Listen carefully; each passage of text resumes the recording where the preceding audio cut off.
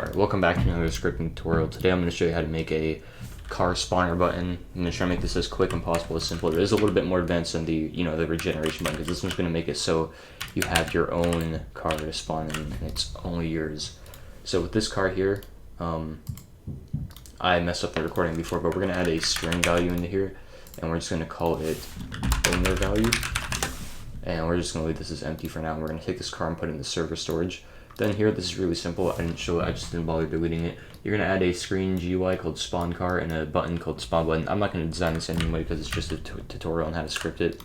And yeah, so we're going to add a local script into the spawn car GUI, and then we're going to define player. So local player equals game.players.local player. Now we're going to make this is spawned variable equals player.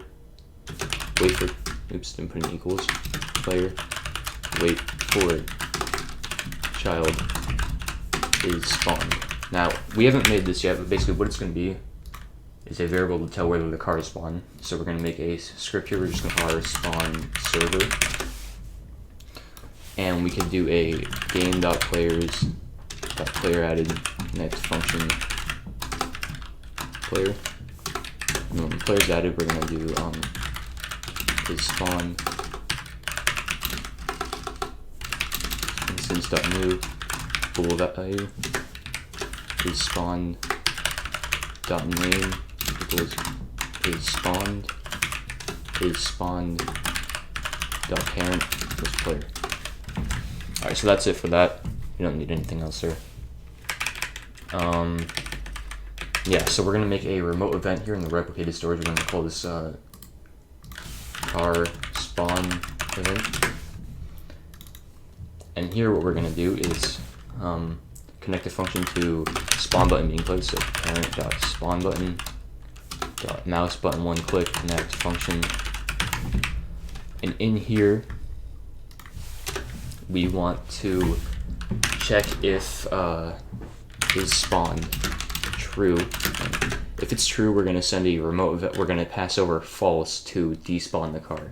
So game.replicated storage.car spawn event fire server false. Else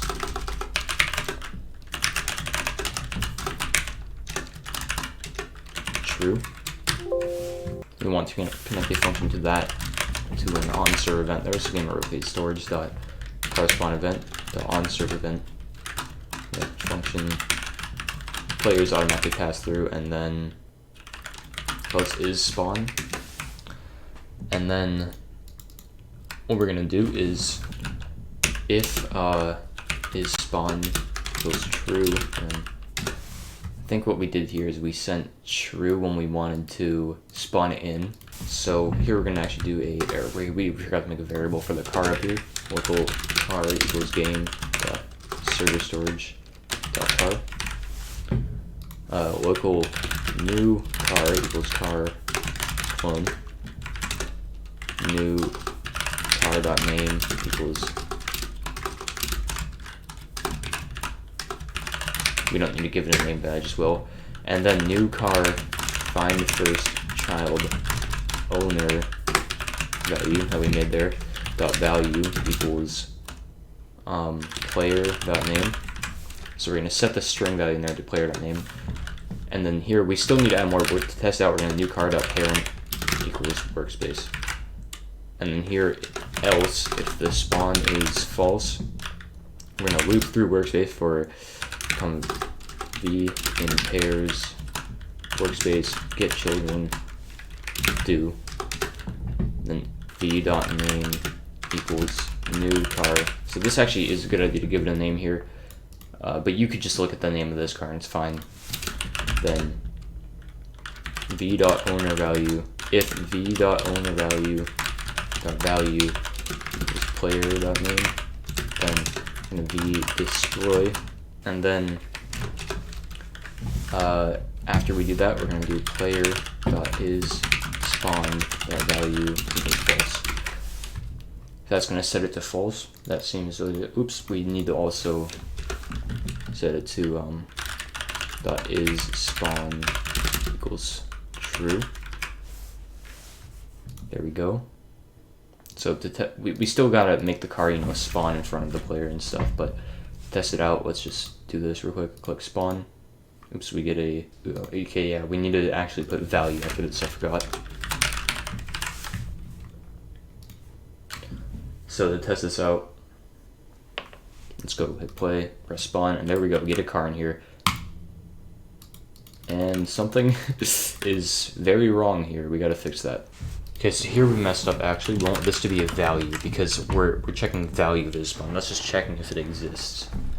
So now it should work. When we press spawn, the car spawns, press spawn, it goes away, and you can just kind of like go back and forth here. But we also want to make this say, we want that button to say what it is. So we're gonna, if it's true, we're gonna do script parent spawn button equals dot text equals spawn. And then we can just copy this, put here, and then despawn. So now what actually happens is this button changes, so that's cool. And now the final part, which is actually putting the car in front of the player, we're going to use this thing called set primary part C-frame. And your car probably has a primary part. This car's primary part is drive, which is the seat. And when you move a model, you set the primary part C-frame. So that's exactly what we're going to do. So here we're going to do new car set set primary part C-frame dot new, and then we're gonna need a player. Actually, we should make a player.character variable up here. So char equals player.character char dot primary part dot C-frame dot position plus this is going to be the distance away, like how far away you want the car to be in front of the character. So I'm just going to make this 20 times char.primary part C-frame dot look vector. This is just like, the direct, like essentially like the direction the primary part is facing. And then we're going to do char.primary part dot position. And over here we're gonna put C-frame.angles 0 math.rad 180 and 0. Alright, so now when we do this, click spawn, and the car actually is in front of the player now. And you could go in and get in, and this won't ruin anyone else's car because it is yours, and you can despawn. So I hope this video helped you. Yeah, thanks for watching. I hope this video helped you. As always, I'll leave a link in the description to the model. And yeah.